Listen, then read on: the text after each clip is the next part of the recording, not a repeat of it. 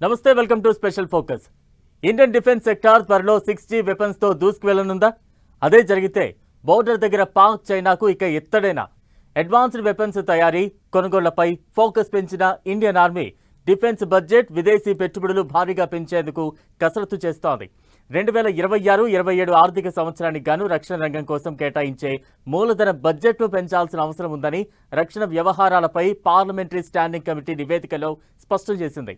మారుతున్న భౌగోళిక రాజకీయ పరిస్థితులు, ముప్పు అంచనాల దృష్ట్యా బడ్జెట్లను ఎప్పటికప్పుడు సవరించుకోవాల్సిన అవసరం ఉందనేది పార్లమెంట్ స్టాండింగ్ కమిటీ అభిప్రాయం.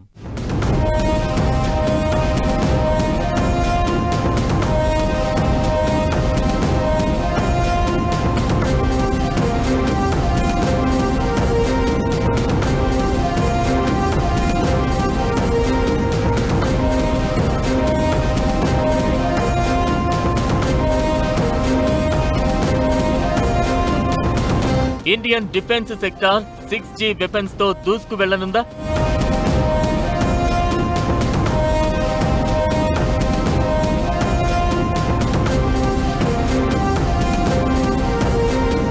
బోర్డర్ దగ్గర పాక్ చైనాకు ఇక ఎత్తడేనా?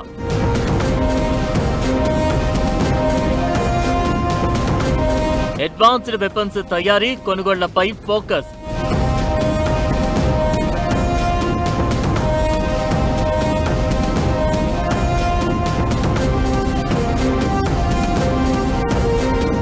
డిఫెన్స్ బడ్జెట్ విదేశీ పెట్టుబడులు భారీగా పెంపు.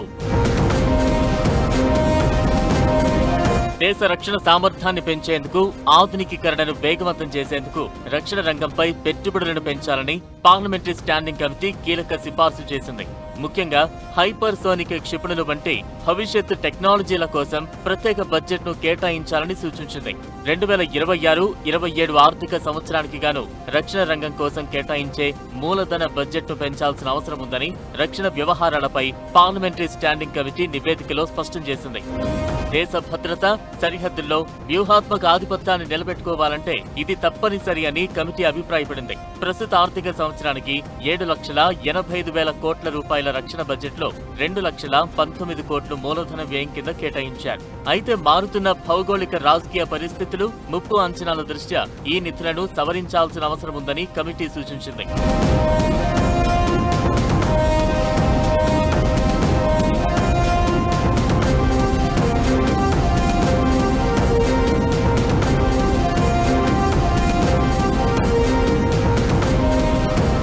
అధునాతన భవిష్యత్ సాంకేతిక పరిజ్ఞానాల కోసం ప్రత్యేకంగా ఒక బడ్జెట్ హెడ్ ను ఏర్పాటు చేయాలని కమిటీ కోరుతోంది. ముఖ్యంగా 6వ తరం యుద్ధ విమానాలు, హైపర్సోనిక్ క్షిపణుల అభివృద్ధికి ఊతమివ్వాలని ప్రతిపాదనలు చేసింది. ఇది దేశీయ రక్షణ పరికరాల తయారీ సంస్థలకు మంచి అవకాశాన్ని కల్పిస్తుంది. కేవలం అసెంబ్లింగ్ లేదా నిర్వహణ పనులకే పరిమితం కాకుండా ఉన్నత స్థాయి సాంకేతిక అభివృద్ధి వైపు అడుగులు వేయడానికి ఇది దోహదపడుతుంది.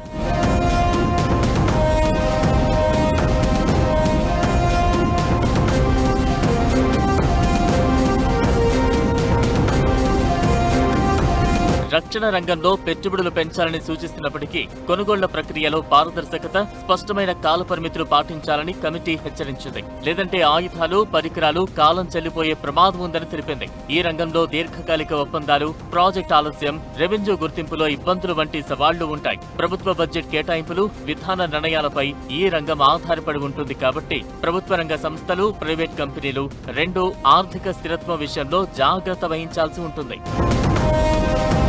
రాబోయే యుద్ధం మనుషులు లేకుండా అన్మాన్ క్రాఫ్ట్తో డేటా నడుపుతుంది. 6G నెట్వర్క్ కావాలి, అతి స్పీడ్గా పనిచేయాలి. ఎందుకంటే మన విరోధ దేశాలు పాకిస్తాన్, చైనా వాళ్ళ వెనకన్నా ఉన్న మన శత్రువులందరూ రెడీ అవుతున్నారు వచ్చే యుద్ధం భారతదేశంతో.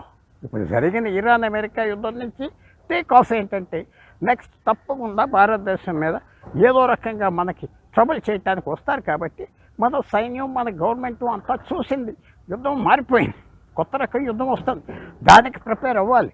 అందువల్ల ఇప్పుడు గవర్నమెంట్ కూడా ప్రయత్నం చేసేది ఏంటంటే 6G కాదు, అలాగే ఎయిర్ ఫోర్సు అన్నీ మోడర్నైజ్ చేసి రెడీగా ఉండాలి. డ్రోన్ టెక్నాలజీ తేవాలి. ఇవన్నీ తీసుకొస్తే కానీ మన యుద్ధం ఆప్ చేయలేం. అన్నిటికంటే ముఖ్యం ఇది బ్యాలిస్టిక్ మిసైల్ యుద్ధం అవుతుంది.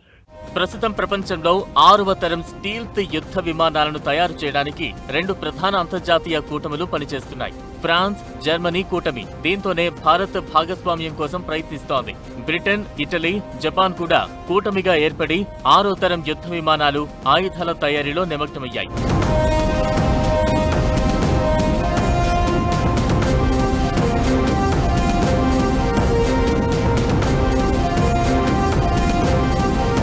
ఇక విదేశీ సాంకేతికత సేకరణ ప్రయత్నాలతో పాటు భారత్ స్వదేశీ advanced medium combat air craft AMCA ప్రాజెక్టుపై కూడా శరవేగంగా పనిచేస్తోంది.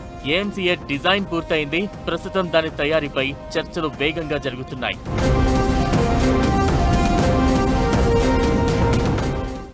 ప్రపంచంలో యుద్ధతంత్రం వేగంగా మారుతోంది. దీంతో భారత రక్షణ రంగం కూడా సరికొత్త విప్లవానికి నాంది పలుకుతోంది. ఇండియన్ ఆర్మీ ఏమాత్రం వెనుకడుగు వేయకుండా ముందుకు దూసుకువెళుతోంది. భారత్ ఇప్పటికే 6వ తరం యుద్ధ విమానాల సామర్థ్యాన్ని పొందేందుకు సిద్ధమైంది. ఫ్రాన్స్ ప్రభుత్వం నేతృత్వంలో రూపొందుతున్న ఫ్యూచర్ కంబాట్ ఎయిర్ సిస్టమ్ ప్రాజెక్టులో భాగస్వామి అయ్యేందుకు భారత రక్షణ మంత్రిత్వ శాఖ చర్చలు ప్రారంభించింది.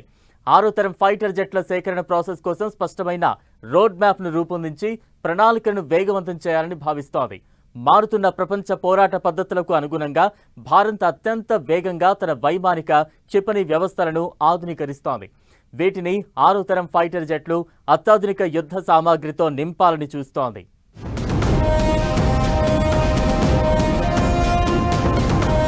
ప్రపంచవ్యాప్తంగా మారుతున్న యుద్ధ తంత్రం. రక్షణ సాంకేతికతలో వేగవంతమైన మార్పులు. 6G వెపన్స్ తో స్వయం సమృద్ధి సాధించే టార్గెట్ గా ఇండియా.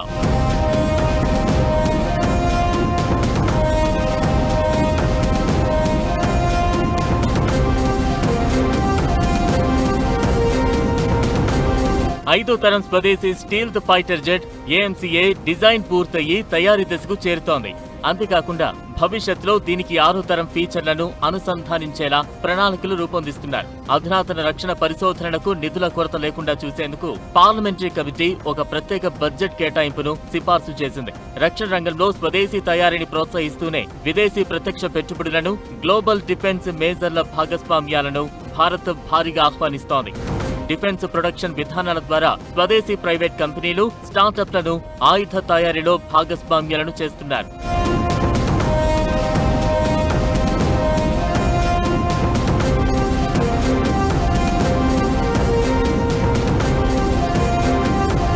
హైపర్సోనిక్ క్షిపణులు, 6వ తరం ఫైటర్ జెట్లు, సూపర్ సోనిక్ గ్లైడ్ ఆయుధాలు వంటి ఆధునిక రక్షణ సాంకేతికతల అభివృద్ధిని వేగవంతం చేసేందుకు ప్రత్యేక బడ్జెట్ కేటాయింపు చేయాలని పార్లమెంటరీ కమిటీ సిఫార్సు చేసింది.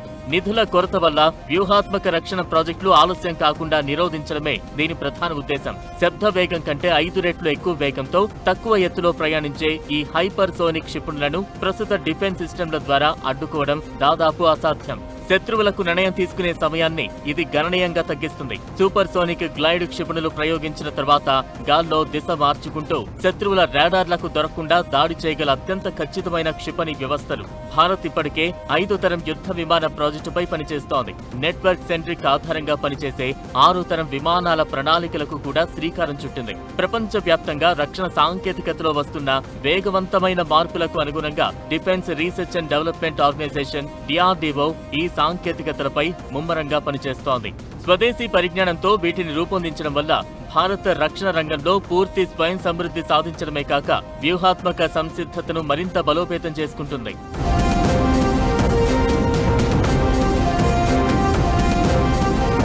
దేశీయ రక్షణ రంగాన్ని బలోపేతం చేసే దిశగా కీలక ముందడుగు వేసింది భారత్.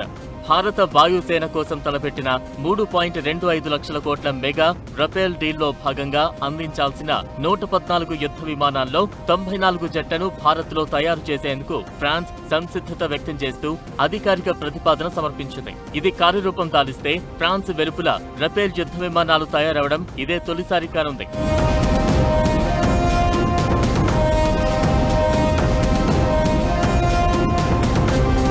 భారత వాయుసేన నౌకాదళం కోసం ఇప్పటికే 62 రఫేల్ యుద్ధ విమానాలకు ఆర్డర్లు ఇచ్చారు. ప్రతిపాదిత 114 రఫేల్స్ కొనుగోలు ప్రక్రియ పూర్తయితే భారత్ వద్ద ఉండే రఫేల్ సంఖ్య 176కు పెరుగుతుంది. అలాగే భారత నౌకాదళం కూడా తన విమాన వాహక యుద్ధ నౌకల కోసం 31 రఫేల్ M రకం యుద్ధ విమానాలు కావాలని కోరింది.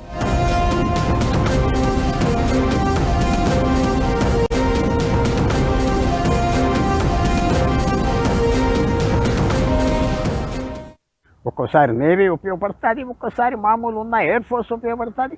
దాంతోపాటు యుక్రెయిన్ తీసుకొచ్చిన యుద్ధంలోకి రష్యాతో కొత్త విధానాలు, కొత్త సైన్స్, కొత్త టెక్నాలజీ అది కూడా ఉపయోగపడుతుంది. ఏ ఒక ఫీల్డు, ఏ ఒక సెక్టార్లో వీక్గా ఉంటే మాత్రం ఆ దేశం దెబ్బతింటుంది. ఇప్పుడు యుద్ధాలు ఫ్రీగా జరిగిపోతున్నాయి. ఒకనప్పుడు యునైటెడ్ నేషన్స్ ఆఫ్ చేసేది. యుక్రెయిన్ రష్యా యుద్ధం 4 సంవత్సరాలు, అలాగే ఇరాను అమెరికా యుద్ధం ఏదో వారం రోజులు అయిపోతుందంటే అవట్లేదు. యుద్ధం ఉన్నది, యుద్ధం లేకుండా జరుగుతుంది. కాబట్టి భారతదేశానికి ఏదో ఆపరేషన్ సింధూర్ తర్వాత మే 2025 దాని తర్వాత మనకి కొన్ని సంవత్సరాలు పీస్ వస్తుంది అనుకునేది కష్టం. పాకిస్తాన్ చేసే ప్రయత్నం ఇతర దేశాలతో కలిపి మన మీద మళ్ళీ దాడి చేయాలి, భారతదేశానికి నొప్పి తేవాలి అని మాత్రం ప్రయత్నాల్లో ఉన్నది. కాబట్టి చైనా సహాయంతో భారతదేశానికి డిఫెన్స్ మీద విశేషంగా ఇన్వెస్ట్ చేసి మోడర్నైజ్ చేయడం మాత్రం తప్పదు. సరిహద్దుల్లో చైనా ఉపయోగిస్తున్న J-20 స్టీల్త్ విమానాలు ఆధునిక రేడార్ వ్యవస్థలకు చెక్ పెట్టడానికి భారత్ వద్ద 6th జనరేషన్ స్టీల్త్ జెట్లు మరియు హైపర్సోనిక్ క్షిపణులు అత్యంత కీలకం కానున్నాయి. రెండు వైపులా ఒకేసారి పోరాడే సామర్థ్యం, ఒకే సమయంలో అటు చైనా ఇటు పాకిస్తాన్ సరిహద్దులను కవర్ చేసేలా నెట్వర్క్ సెంట్రిక్ డ్రోన్లు, AI ఆధారిత కమాండ్ సిస్టమ్లు, ఆర్టిఫిషియల్ ఇంటెలిజెన్స్ కలిగిన డ్రోన్ స్వాన్స్ ను అభివృద్ధి చేస్తున్నారు. హైపర్సోనిక్ ఆయుధాల వల్ల శత్రువుల ప్రతిస్పందన సమయం గణనీయంగా తగ్గిపోతుంది. ఇది సరిహద్దుల్లో వ్యూహాత్మక ఆధిపత్యాన్ని భారత్ కు అందిస్తుంది. రక్షణ రంగానికి భారీ బడ్జెట్ కేటాయింపులు, గ్లోబల్ పార్ట్నర్షిప్లు, స్వదేశీ R&D ప్రాజెక్టుల కలయిక ద్వారా రాబోయే రోజుల్లో భారత వైమానిక, సైనిక దళాలు ఆసియాలోనే అత్యంత శక్తివంతమైన శక్తిగా అవతరించనున్నాయి.